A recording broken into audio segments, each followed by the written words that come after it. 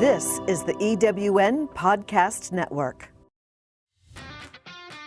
Ever wondered how you could turn your side hustle into a full-time gig and spend more time together? Hi, I'm Vicki, a #1 best-selling author. And I'm John, a retired Los Angeles police officer. Welcome to Dig the Well, where we help couples navigate the world of business. We've been married for 35 years, and because we built a successful side business, John retired 9 years earlier than he originally planned from the Los Angeles Police Department after 25 years on the job. Now we spend more time together, and we want to help couples like you do the same. Join us as we help you overcome common obstacles, and we show you how to make extra income without sacrificing family time. Ready to dig deep and build your well? Let's get started. Welcome back to Dig the Well. Welcome. Welcome. It is October 2025.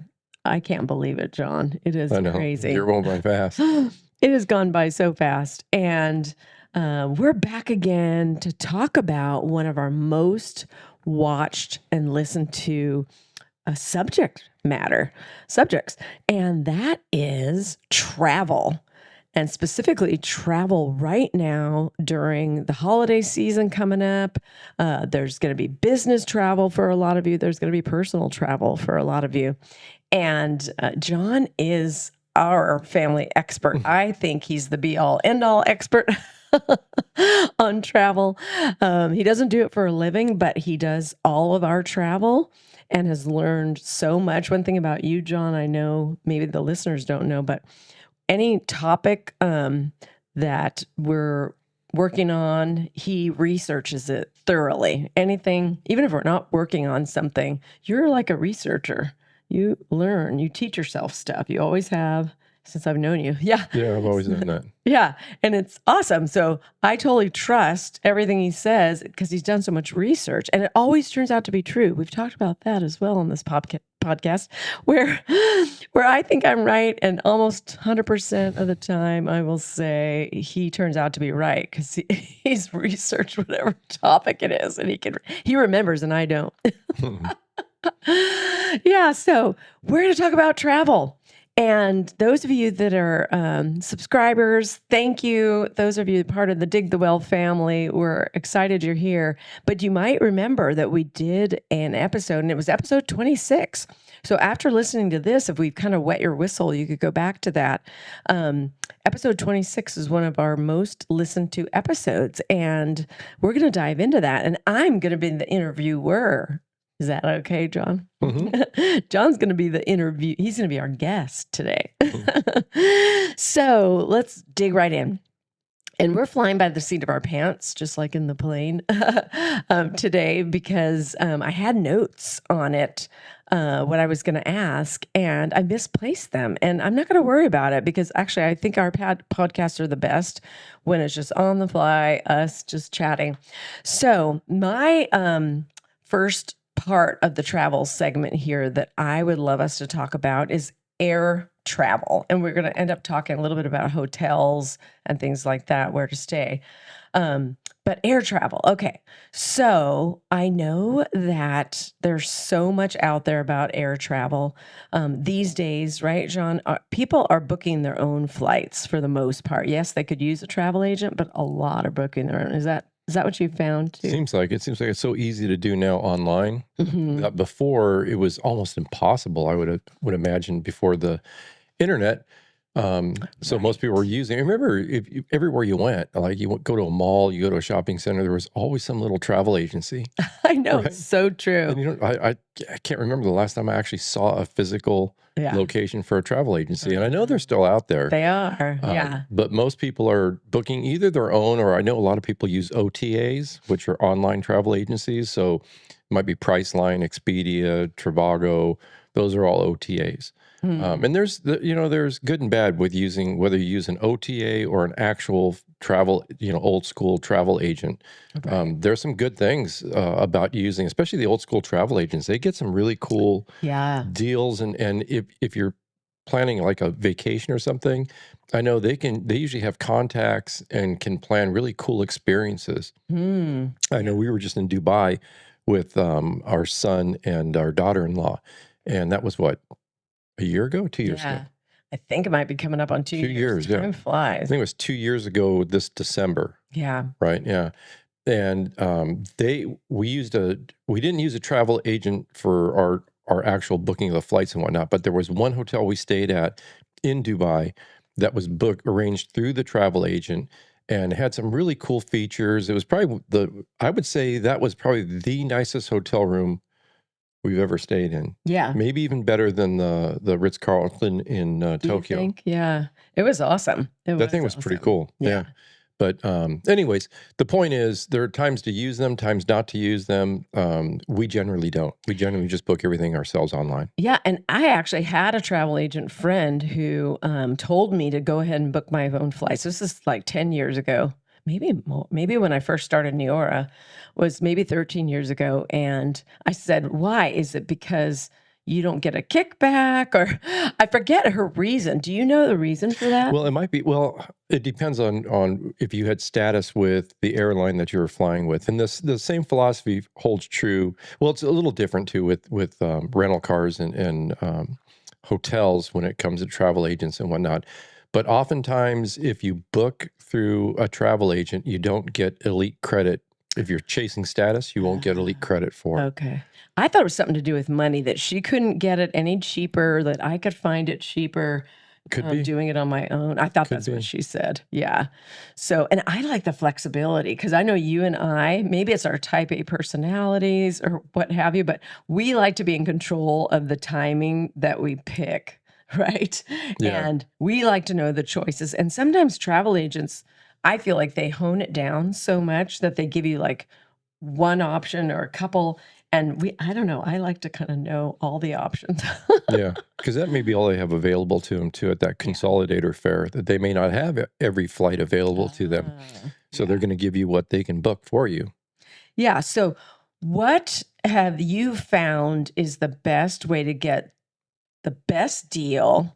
Like, for example, do you, and I know the answer to this, I'm kind of leading, asking a leading question, but do you use Google Flights, go there, look at all the flights and pick the cheapest one? Or are you exclusively sticking with one airline? Yeah, so the first part of the question about using Google Flights, that's a great resource to get an idea of what flights are available. But also keep in mind that Google Flights isn't always 100% accurate. I've found that when I've done a search with a specific airline on their own website, there are other flights that are available that just didn't appear in Google Flights. Or oftentimes I'll find a flight in Google and I'll try and book it and it's not available any longer. And it's certainly not at that price, even when you book it through the link that Google Flights has. Because like if you've used it before, and if you haven't, this is how it works.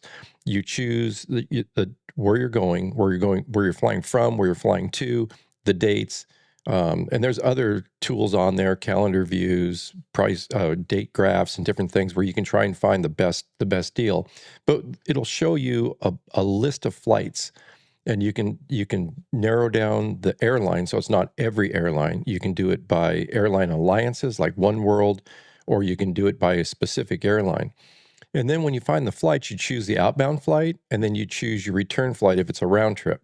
Right. And then if you like it, it even gives you the options. There's links, book through Google Flights, book through the actual airline, or book through an OTA. And what I do is I book I'll go right to the specific airline. I click on that, it'll go to the page, it'll show the flights. But then when you go to check out the flights, it says it's not available. So That's frustrating. yeah, it gets frustrating sometimes with Google. So Google gives me a general idea of what flights are available and a general idea of the pricing. Right. And then what I do is I'll do an actual search on that airline's website to find the exact flights I want. And the other thing I also look at when I book flights is the aircraft type, because it does make a difference on what type of aircraft. Some aircraft are a lot more comfortable to fly on than others. Yeah. But and then the other thing you were asking about, the second part of Vicky's first question was, do we just book the cheapest flight I can find, or do we stick with one particular airline? So there's two philosophies, I think, when you're booking flights, and the same holds true for hotels and rental cars. But we're going to stick with airfare right now, or planes right now. Right. So if you go with like philosophy A, which would be book the cheapest flight you can find, that's great. It's going to save you money, but you're going to be probably flying Frontier, Spirit, Breeze. You're going to be flying probably an ultra low cost carrier, which I find not to be very comfortable to fly with. Right. But you're going to save a lot of money. And that's great I would say that philosophy works great for people who are very infrequent flyers. If you fly maybe once or twice a year, save the money. You don't need to build status. Right. The other philosophy, like philosophy B, would be to just try and stick with one particular airline and try and build status with that airline through the flights that you book with them over and over again. Because if you can get status, and especially if you can get the higher tiers of status, most airlines have about 4 tiers of public status. If you can get in the top 2 tiers, generally you'll get a lot of perks out of that. And oftentimes I think the best perk are complimentary upgrades to first class. Yeah, definitely. And that's happened for us a lot. Yeah, we've stuck with one airline, and we've stuck with that this has been many, many years. And so Vic and I were both it was when you retired, really, right? Yeah, we'd both qualified had reached their top tier, their top status tier. It was American Airlines. It's Executive Platinum. So they actually have an additional tier above Executive Platinum called Concierge Key, but that's an invitation-only tier, and nobody knows the parameters of how to make that. That's just crazy. I think it's like celebrities and like people who spend a lot of money, probably. Yeah, and then people who spend a ton of money on flying, they'll be invited in that Concierge Key. But other than that, the public tiers, there's 4 of them. Executive Platinum is the top, and we were generally getting upgraded all the time. And Americans really changed a lot over the years. The service used to be phenomenal with them and how they treated us as Executive Platinums. And you're still an Executive Platinum to this day with American. And do you find that to still be true? They don't treat you well. I'm just going to lay it out. I was going to say, let's be really honest with everybody today. I've been really disappointed with American. So is John. So American, if you're listening, reach out to us. We'd love to chat.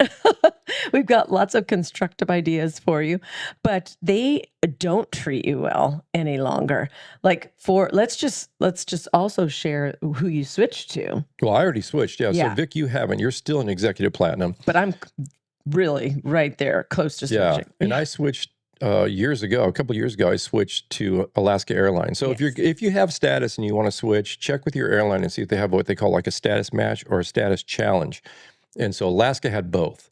Yeah. So Alaska, it wasn't quite a total match because I went from Executive Platinum, and Alaska matched me to their second highest tier, which at that time was called MVP Gold 75K, which that's a mouthful. But now they changed. So they just changed it this month to now it's called Atmos Platinum. Right. And so they have one tier higher, which is Atmos Titanium. And so they sort of matched the status. They gave me the status, which is actually a really great status to have with Alaska. And then I had a status challenge that if I flew a certain amount of miles in, I think it was a 3-month period, if I remember correctly. Yeah, I think it was. Then I could keep the status for the rest of that year and for all of the next year. So if your airline, whatever airline you choose, a lot of them have status matches and status challenges. Take advantage of that if you're thinking about switching airlines. I have never regretted switching. Yeah. From American to Alaska. It's like night and day. And if I could just throw something in there, that's what's been, I think, glaringly obvious to me. It's the customer service at Alaska versus American. I think that's where I'm really starting to see, holy cow, John is treated like a king, and I'm just treated like a second-class citizen. Always, where when I go on an Alaska flight with John, and he's got the, like you said, second to highest status, not even, I'm the highest status at American. So I would expect at least to get what he's getting as second highest at Alaska, he gets on, welcome, Mr. Downey. So thank you for your loyalty to us. Here's a chocolate. And they call him by name of the status, gives you a chocolate. They don't have necessarily the list that shows I'm the highest at American and their partner airlines, right? They're part of the same alliance. Sometimes they do, and they've given me a chocolate, right? But other times, they're just like, hey, to me. And then when I'm on American, nothing, not even thank you. I don't need the chocolate, but they don't even say, thank you for being an executive platinum. I would just at least expect that. They don't do any of that. Yeah, and when you spend tens of thousands of dollars a year on airfare, To be loyal. it would be nice to be recognized. Yeah. Right? And- it's not that you want to have them like shoot confetti and pop champagne for you every time. Well, that'd be kind of cool. It would be. But it's not that you're expecting that, but how about just like have someone just stop by and say, hey, Vicky, thank you for your loyalty. Thank you for your business. We appreciate it. Exactly. Because they wouldn't have jobs if people like us didn't fly and spend, like I said, tens of thousands of dollars a year with them. Yeah. And the thing too is for you to attain executive platinum requires so much more than for me to get Alaska Airlines credit. Yeah, exactly. We could lay into that. It's over $200,000 in purchases on cards and flights and all these other things. Americans got into this weird loyalty point system, and you have to earn 200,000 loyalty points. Which is a combination. And if you do it just in flying, I had figured it out, even at your level at executive platinum, because executive platinum earns faster than the other levels. Yeah. So it would actually cost you less than most other people at other levels. It still would you would still have to spend, I think it was somewhere upward of $30,000 in order to keep your executive platinum status. And for me with Alaska, it's based on miles flown. And I could get, if I wanted to get Alaska's very highest tier, you could do it for maybe a quarter or a third of what it costs with American. All I know is I'm appalled now flying. Like I said, I've almost been ruined by Alaska. Thank you, Alaska. You are amazing. We love you. And we're flying Alaska up to Sonoma coming up. And, we do love it. But I'm kind of ruined because I just am shocked at the dichotomy. It's the difference between the two. Yeah. And I'll tell you one more thing, because I would love for somebody from American to call, because everything seems to fall on deaf ears. I've told their executive platinum desk about all these things. Nothing seems to happen. When they send emails, I answer all their emails, and I'm not blasting them. I'm eloquently stating what's happened and what sure would be nice if they would do this, but still nothing happens. And another example that drives me crazy is as an executive platinum, we are supposed to get a free little piece of food on a long flight if they don't have, even if you're not in first class, right? Isn't it like so their policy is American Airlines has a policy that an executive platinum seated in the main cabin is entitled to a free cocktail or a food item of their choice. Right. Oh, it's an or? Uh-huh. Oh, that's why then I haven't been getting it. You haven't been getting it because they don't serve food. Right. Because they always tell you the same excuse. We don't have food on this flight, which is bullshit because they have food. It's just that you have to buy it. Yeah. And that benefit she's supposed to have, never once have they owned up to that. Right. Because we normally get, when we fly, we're seated in what American calls main cabin extra. So you already get free alcohol and little, like 3 inches more leg room. So you get that anyhow. Yeah. But it was just the free food item that they keep advertising that executive platinums are entitled to, yet they never have it. Yeah, and it's embarrassing. I was just going to say we have flights booked to Cabo coming up. Yeah, in February with Diora. So that's not a short flight. Right. So I went online to look to see if we could order food, and it says there will be no food on this flight. Airlines have just gotten so chintzy. And it's not that we haven't had. I mean, there's been a couple of bad, some less than perfect flights that I've had with Alaska, but they haven't been that bad. Yeah. With American, they're almost always bad, and some of them are nightmarishly bad. Yeah. Like where the flight attendants won't leave the galley. And then when someone presses the button for the flight attendant call button, they actually get on the PA. This has happened on a couple of flights where they say, "Do not push that button. That button is for emergency purposes only. Yeah. If you need to see a flight attendant, get out of your seat and walk to the galley to the back of the plane." Right. And then you go back there. They're not serving any food. And they to us. glare at you. They're all sitting back there eating. Yeah.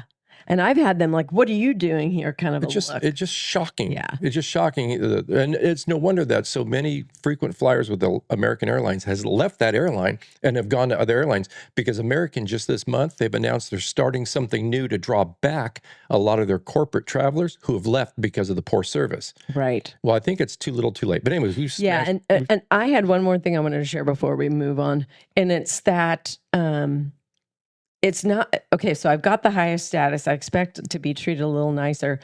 And, if they don't treat me nicer, okay. But when I've had to embarrassingly say, excuse me, ring the call button, and now I'm not supposed to, I guess, but they come, I believe I'm supposed to I'm an executive platinum. I have to tell them where they should have a list and they should know. And, like we said, thank you. And I have to say, I think I'm supposed to get a free, some type of a food item. And then that's when they bark at you. No, you're not. And never says thank you for flying with us and your loyalty. I mean, it's just, anyway, sorry. I just had to say it's the embarrassment of it all.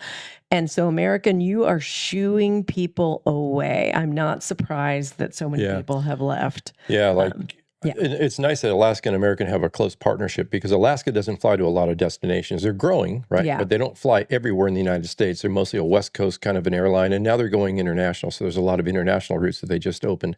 But so I still fly American because I can still get Alaska credit by flying American. But I'll tell you this, every time we have an American flight coming up, I'm dreading it.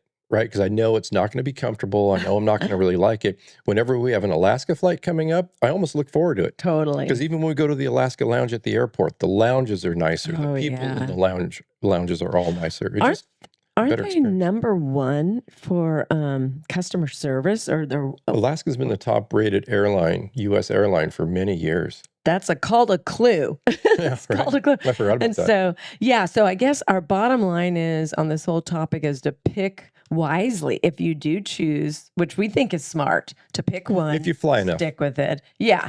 Stick with it so you get status, but choose wisely in who that carrier is, on where you fly. Make sure there's enough flights, like you were saying. Another thing to keep in mind too is where you're flying from. So wherever your home is, you want to look for an airline that has a hub near your home. Right. So for us, since we live like an hour from Los Angeles, everybody uses LAX as a hub. So for us, it didn't matter what airline. But for some people, you may not have all those choices at the airport that's closest to where you live, and that's convenient then, because then you don't have far to go to get to that hub. And then you can fly your preferred airline from that hub, and they can pretty much go anywhere. And also their fares will be probably less, but maybe not, because if you have an airline that dominates a hub or dominates an airport where you normally fly from, they will jack the prices up because it's a supply and demand kind of a thing. And they can, because they don't have other competition. Right. So LAX is very competitive there, because every airline flies into and out of LAX. So the prices at LAX are always less than prices at the closer airports to us, which would be John Wayne in Orange County or Ontario. Right. Prices out there are pretty much always higher. Right. Because there's not a lot of competition. Yeah. Like Alaska and American both fly out of Ontario, but not a lot of other airlines. And then the only other ones that fly out of there that I've seen have been a lot of the ultra low cost carriers, which like would be Frontier and Spirit, which they don't compete with American so much, and Alaska. Out of John Wayne, it's Southwest. That's a big airport for Southwest, but we don't normally fly Southwest either. So take all of that into consideration, and let's debunk a travel myth. I was chatting with my daughter and her husband last night. Used to be, 5-10 years ago, it was recommended that you book on Tuesdays. There were certain days of the week, not on the weekends, all that kind of stuff.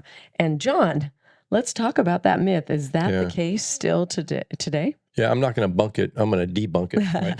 I don't even know who came up with that. Debunk. Yeah, there's no like exact time or day of the week to book your flights. It doesn't really matter because all they do is they have these computers that have all these algorithms, and they change, the prices change, and sometimes they change throughout the day. And one thing is one of the areas they look at is how many people are searching for that flight. So if you're doing a bunch of searches on that flight, I've had it on American where and I just say it's American because I'm sure it's every airline does it, but I just remember doing this on their flight. I had searched it several times that day, and all of a sudden the price went way up. Right. And it stayed up, and I thought, well, I'm not going to book it now. It's hundreds more. Right. And then I waited a day or two, and all of a sudden the price came back down to where it should be. And we had that happen with family when we were going to Anguilla. And so we told our daughter and son, don't look right now. Let's not all look at the same time. Yeah. Just for that reason. And then the other thing too is jack it up. book that thing early then, because if you think people are going to start searching that like crazy, that price is probably going to go up. And there's a lot of factors they use, but the price has changed constantly. Yeah, let's talk about that. Okay, another pro tip that John has is to, once you book your flight, don't just think, oh, set it and forget it, right? I'm done. Check every day. Isn't that right, John? Yeah, if you have the time. I know a lot of people try, and it's kind of like they're trying to time the stock market, right? Buy the dips. And so they're looking at flights and thinking, well, I don't want to book too far out because the price may come down in a little bit, which is true, right? So there's like what they call the Goldilocks window, which is you're not booking too early, you're not booking too late, you're booking in just right. So you want to hit that Goldilocks window. And so for domestic flights, they say it's anywhere from about like 3 to 4 months out from departure. International, it's a couple of months even further out than that. But that's kind of a general rule of thumb. And then you want to add some months to that if you're traveling during the peak period. So peak times would be like in the summer when kids are out of school. There's a lot of families traveling. And then also around Thanksgiving and Christmas and New Year's. Those are peak travel times. So you want to book a little bit early there. So, but you don't have to worry about trying to time it perfectly. Like, oh, I hope maybe tomorrow it'll go down. I could book it now. It's a pretty good price, but maybe tomorrow or next week, it's going to go down a little bit further. And I don't want to book it now and spend too much money. This is a big tip. Book it, because if it comes down, you can call and ask for the fare difference. Ooh, say that again. Just fare difference? Call and ask for the fare difference. So let's say you book today a flight that's maybe 3, 4, 5 months out. And you book it today, it's a pretty good price because you're booking far enough out. And then you happen to notice 2 weeks from now, the price went down $150. That's a decent amount, right? And you think, I screwed up, I booked it, and I booked it way too early. Just call the number at reservations and just say, hey, I've got this flight booked. They're going to ask you for your reservation number. They'll look it up and they say, yeah, and just say, hey, I noticed it's come down. I'd like the fare difference. They'll look it up. You're absolutely right. The fare came down $150. Now, you won't get that as a cash refund. What you'll end up getting is a flight credit. So it's still $150 that you'll have to use on a future flight with that airline. And usually it's about a year that you have to use it. Yeah, so why not? Yeah. So for us, we fly enough to where if we get these credits, we'll eventually use them. For someone who's very infrequently flying, that's not going to help you because you may not take another flight in the next year. Yeah, but if you're listening to this podcast, you're most likely a business owner, entrepreneur. You're going to be traveling for business. Most people do, whether it's a seminar, you need to train. You should be going to seminars to train yourself and get better and hone your skills, right? Yeah, so I'm thinking a lot of people listening to this will be. Yeah. And so I think that's a huge tip because I know for our team with Neora, we have a big conference coming up in November, and we're always helping our team get their flights or at least give them tips. Well, where are you flying from? And John helps them with it. And then, has them keep checking back afterwards just for that reason to make sure there's not the fare difference. And it doesn't take that much time to check. I mean, if you do it enough times, you can just breeze through all the mouse clicks and check on it, and it may take a minute. Yeah. And it's worth it. If you can save $100, $150 yeah, definitely. in a minute just checking the flights. Yeah, and if there's two of you like us, that's $300 that we can use, but between the two of us, yeah. So is there any other before we jump into hotels, is there any other flight tip or hack that we've missed sharing today? Hmm. There's so many good ones. Yeah, there's a lot to it because I touched on it briefly earlier about the aircraft type. The aircraft type makes a difference too. Like oftentimes, if we'll see a flight, especially with the bigger airlines, like with American, they have a lot of wide body jets. And I would much prefer booking a wide body than what they call narrow body, which is what you normally see, right? Which would be like a 737 or Boeing A320, A321. Those are all twin engine, narrow body, single aisle jets. They're not small by any means, right? They still carry almost, well, the way a lot of these airlines are packing people in, they're almost 200 passengers on. I think American's got 176 on their 737s and their A321s. That's a lot of people. I don't know. Yeah. So anyways, but if you can get like a wide body jet, which are much bigger jets, I would book that because the flight itself is more comfortable than on the narrow body because it's a bigger airplane. It's got more room inside. There's 2 aisles on those planes. And if you use Philosophy B and you have status with the airline, Right. and you get your complimentary upgrade, on the wide body jets, they generally have those outfitted with lie flat pods for what they call business class. Instead of first class, it's basically business class. I remember we flew from LAX to Dallas, Texas for a Probably conference, a New York thing. conference or some sort of training. Yeah. Yeah, it was a New York thing.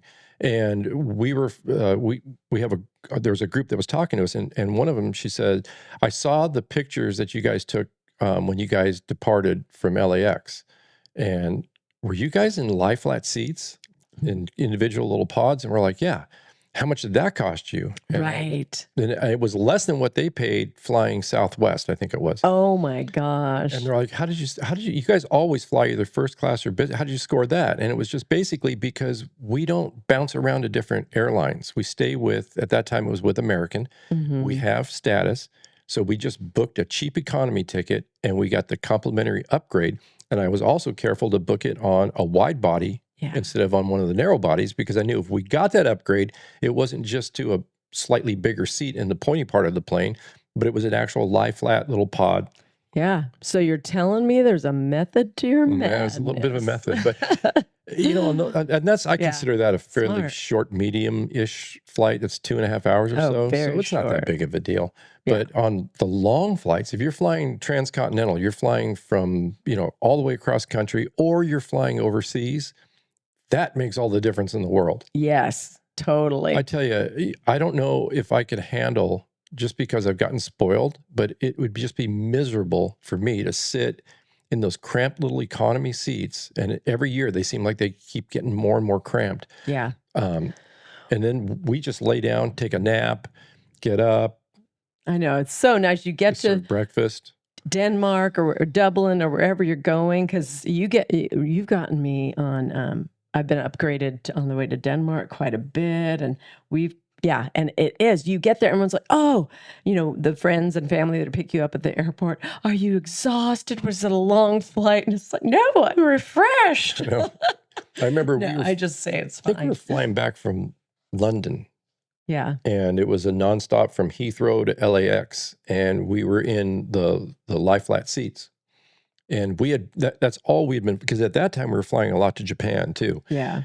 And we'd kind of gotten spoiled. I remember I got up, it was morning, it was getting close to the end of the flight. I got up, had taken a nap, woke up, went to the lavatory, brushed my teeth.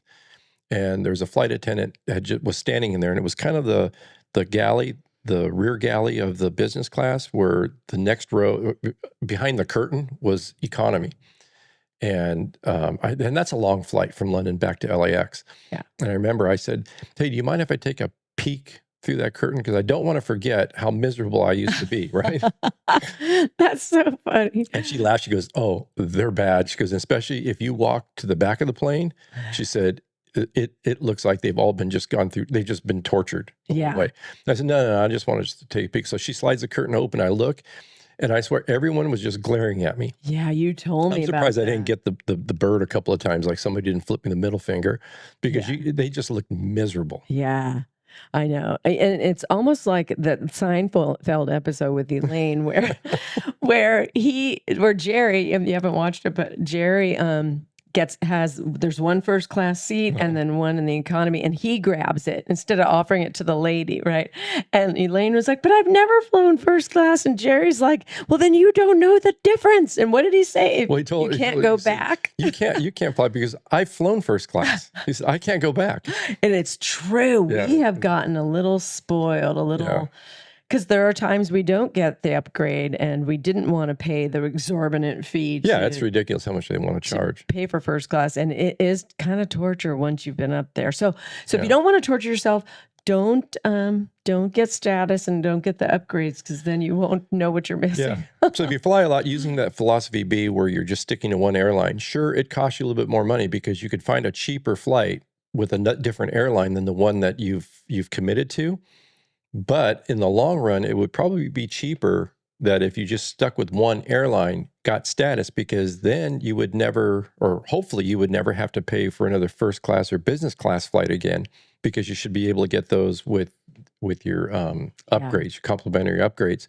Another thing too is people always talk about like check bags, like paying for check bags. Right. That is another thing. You're still paying for check bags, you're doing something wrong, because most airlines are charging for check bags now. Even Southwest changed their policy where it used to be 2 bags would fly free. Well, not so much.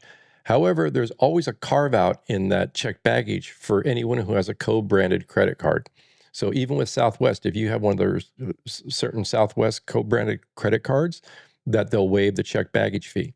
And so if you're flying, if you fly all these different airlines, it wouldn't make sense to open up a credit card for each of those airlines. That would be kind of ridiculous, because a lot of those credit cards too, some of them carry an annual fee. So if you stick with one though, why wouldn't you get their co-branded credit card, and then that would give you some additional perks, Right. like priority, even if you didn't have status yet, right? So you're building your way to status. If you get their co-branded credit card, oftentimes it gives you priority boarding. So you board ahead of a lot of other people, gives you the free check bag, gives you a lot of other little perks that would probably help you. And you earn miles too, redeemable miles with that airline, that later you can redeem those for an almost free flight. Right. But here's another issue with that too, is if you're going to redeem your hard-earned miles to get and I say almost free because you still have to pay for taxes and fees. Right. But that usually isn't very much. It can be as little as $5.60 up to maybe $100. But if you do redeem your miles for a flight, or whether it's miles or whether your airline calls them points, whatever they call them, it's whatever you've earned for flying and for spending on their co-branded credit card and doing those things. Avoid booking business trips with those. Right. Because the IRS considers that a free flight then. So you can't write that off. So if you go on a business trip, which normally you can deduct your travel expenses, you can deduct many things because it's an actual business expense. You won't be able to deduct any of the travel expense, even though those miles and those points have value. Right. It costs you money.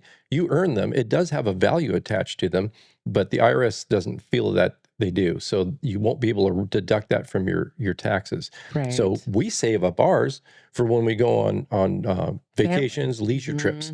So trips that we could never write off as a business because it has nothing to do with a business. Yeah. So we don't write those off anyhow.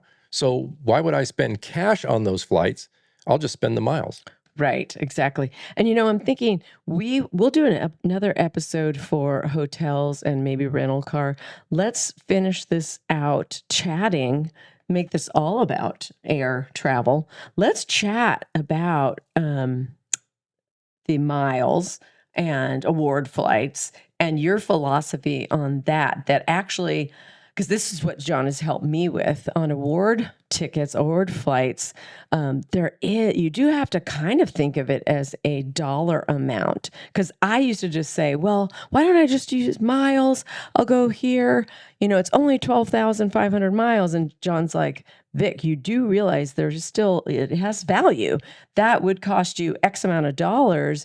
And if you just bought a $59 ticket on a cheap airline, it'd be better than you using the miles. So let's dive into miles, because maybe there's a lot of you that were like me that think of it as, oh yeah, it's my free miles. But there is, so can you elaborate on that, on kind of what I just shared? Yeah. So when Vicky says award flights, award seats. That's what the airlines call a ticket booked using the miles or points that you've accumulated. That's called an award seat. If you pay cash for it, it's called a revenue. So you can buy a revenue ticket or an award.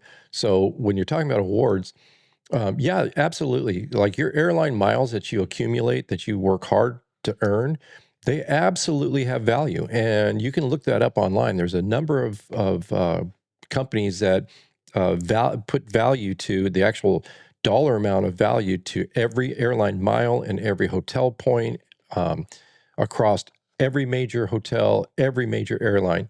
And right now, currently, I think American Airlines comes in at about 1.7 cents per mile.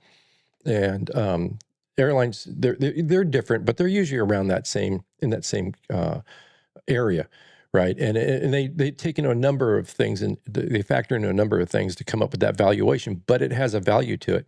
So if you've got a flight that is going to cost you 50,000 miles, so multiply that 50,000 by 1.8 cents, and that's the actual dollar amount that ticket's going to. Well, that's the dollar amount that's associated with that ticket for the award, for that award ticket, and then you can look and see what would it cost me if I would buy it cash. Right. And oftentimes I've noticed that it's about that with American Airlines. It's very close to being the same amount. So that's good. It's kind of like you figure, well, kind of it's a wash. Well, then you have to figure, is it a business trip? Is it a legitimate business trip that I can legally write off? Then I probably would want to just save my miles and use money. Right. If it's not, if it's something that we're traveling and it's like I said, it's purely a leisure trip, then I would really strongly consider using those hard-earned miles for that. Right. But be careful, because some redemptions are terrible. Right. And that's what you've educated me on. You're like, do you realize what this give you it was the Dubai trip. We were actually going to Qatar. We flew Qatar Airways to Doha, and then we took a quick little flight to Dubai while we were there. But we were there for a reason. We had to go there for our son. Weightlifting, for his Olympic weightlifting. So we wanted to go and see him. We had never been to the Middle East, so we thought, well, this would be kind of a cool little trip. We'll do that. And it was cool, by the way. And it was in December too, so the weather there was really nice. Perfect. Yeah, it was beautiful. So we decided we were going to book that. Now, that's not a business trip, right? And we would be arrested if we tried to claim it as a business trip, because it purely wasn't. So we knew that every dollar we spent was just going to be dollar out of our pocket that we couldn't deduct off of our taxes whatsoever. Right. So we looked at booking either cash, but we really wanted to book an award flight because that's what we have our miles for. Right. So, and we booked it through American Airlines because one of their One World partners is Qatar. Yay. Awesome airline. And you had read about the Q suites, so that's what we were really excited about. They have the number one business class product in the world, and it's called their Qatar Q suite. And that thing was spectacular. Yeah. But anyways, so I was looking for award space, and American had a lot of award space, but it was the basically cheapest I could find was 300,000 miles each way, plus you have to pay for taxes and fees. It seems like a lot. 300,000. That's a ridiculous amount. If you want to do the math, multiply 300,000 by it's almost 2 cents a mile. So you can see how much that was going to cost. Yeah. And then I looked at the round trip paying cash. The flight was, and I was looking, this is in business class in the Q suite. Right. And I looked at the round trip cash fare was over $23,000 per person. Wow. So I can see why they were asking for so many miles. Right. But I also know that there are sometimes awards as little as 70,000 miles each way. So for 140,000 miles round trip. Right. So I thought, I'm going to keep looking for that. So that's what I kept doing. And when I did the search, I didn't do the search for 2, I did it for 1. Oh, that's another pro tip. Oftentimes, the airlines will release award space 1 seat at a time. Even though they may have 40 business class seats available, or they probably don't have that many on that flight. They probably have 37. Right. Well, no, it was a wide body. So, but they have whatever the number is. Let's say they have 40, right? And maybe 10 people have booked it with cash. So they still have 30 available seats. And yet they only allow 1 award seat. And so at that price, at least at the 70,000, they may have 5 or 6 at the 300,000, but I'm not interested for 300,000. So what I did was I kept searching. When I saw the first 70,000 seat pop up, booked it. And then I waited and kept searching and searching and searching. And all of a sudden another one popped up. I booked Booked it. me. Yeah. So we ended up flying, and I booked them 2 one-ways. That's another trick too, Yeah. is instead of booking it as a round trip itinerary, I booked it as 2 separate one-ways. And that way gives you a lot of flexibility. Whenever you book flights, if the airline doesn't offer a discount for booking round trip, and this is another thing to keep in mind if you're looking at American, because they play games. Sometimes it's cheaper on American to book 2 one-ways on the same flights than to book the round trip in one Right. ticket. Sometimes they charge more, and I don't understand how they end up coming up with that. I like airlines that are a little more transparent on their pricing. Southwest is very good at this. Alaska the same. If you want a round trip flight, it's just add the one way and the other one way, and that comes up with your round trip. They don't play any games.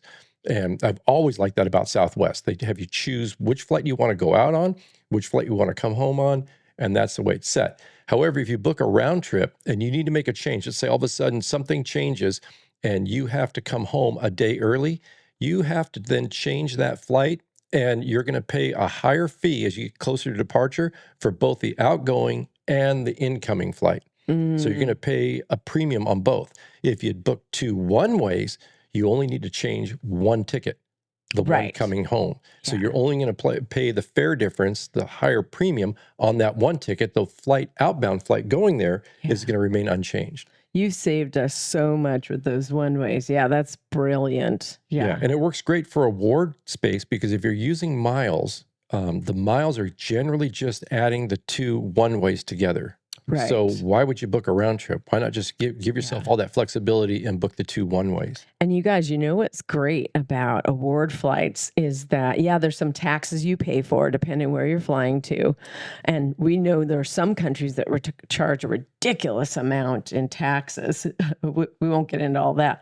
But what's awesome about award flights, if something does change in your schedule, oh, we've got to come back a day early, it's so easy to cancel the award ticket. You get your miles right back. Your card gets credited for the taxes, and then you could book the new flight. It's like it's effortless. You're not waiting for the fare difference. You're not having a credit on file and that kind of thing, right? Yeah, so it really works out well if you've got a flight where you don't know that you're going to take it or not, and you've got a bunch of miles. So Yeah. if it's like we would love to go on this trip, but we don't know if we're going to be able to, something may change. Right. So if you booked it with cash, and you had to cancel it, you're just going to get a flight credit. You're not going to get a refund. But if you book it with, like you said, this is a great point, Vic. If you book it with miles and you have to cancel it, they completely reinstate 100% of the miles you had spent, and they give you back 100% of what you paid in taxes and fees as a refund to your credit card. Yeah, like right away. Like, well, of course, the credit card takes a little bit to show up,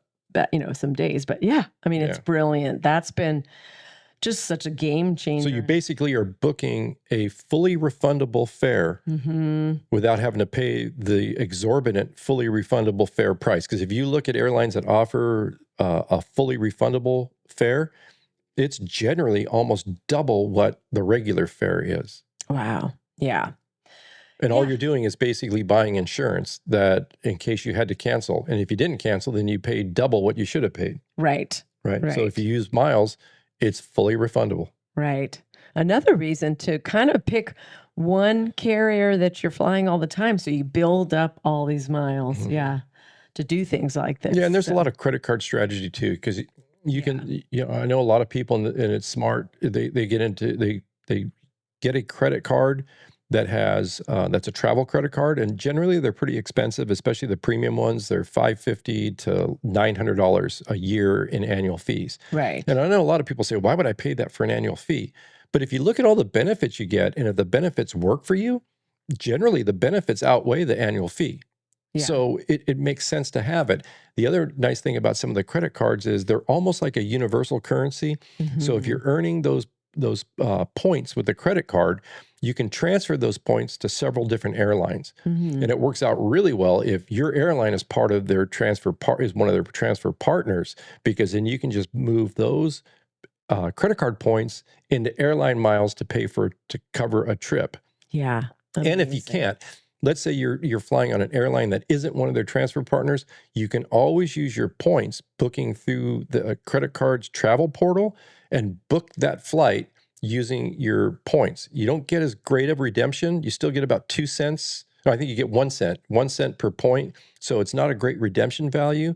But there's another caveat to that too, is if you book through their travel portal, the airline considers that a revenue ticket, so you get full credit towards your elite status. Oh, yeah, that's right. Because That's for most big. airlines, and again, Alaska is one of the outliers in this, but and they just changed it just recently. Yeah. So that's good. Oh, They for the just good. changed it Oh, for the good because Alaska was like everybody else. So if you fly American, if you fly almost any other airline, if you book an award ticket, you will get no credit toward earning elite status because even the airline says, well, basically that's a free ticket. Why are we going to give you Right. loyalty points to help get you to a status when you didn't pay for the ticket?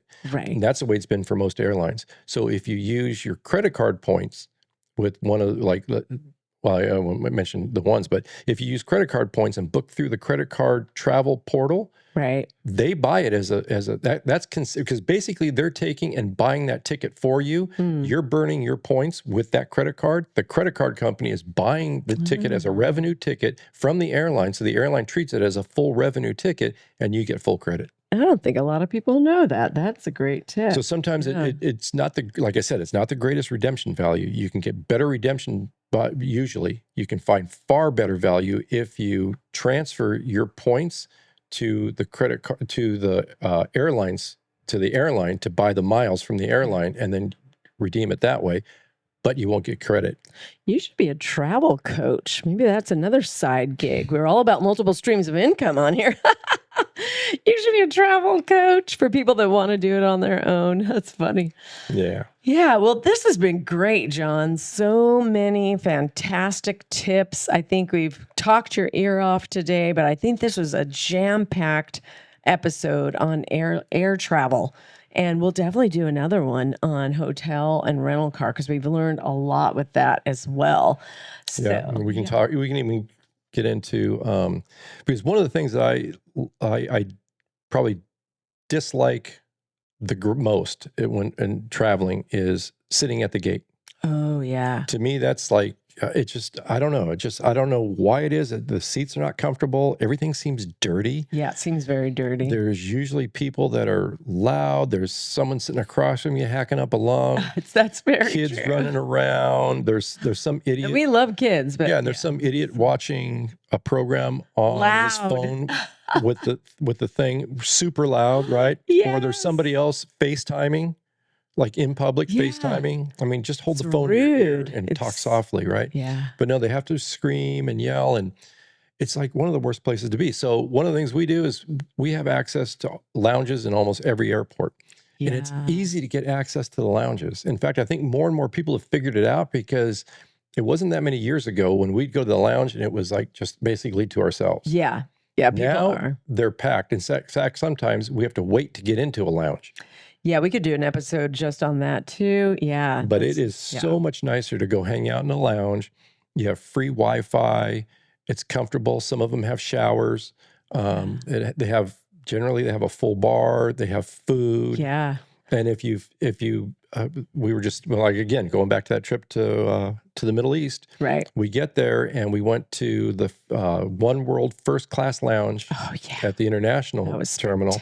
We actually were checking into the business class lounge, which is a beautiful lounge. Yeah. And I remember she's like, "You guys are Emeralds, One World Emeralds. You guys can go to the first class lounge next door." We're like, "Oh yeah, we can." Okay. So we went down there, and almost every lounge has a buffet for the food. You just go serve yourself, and if you want something to drink, there's a bar. You can get something out there.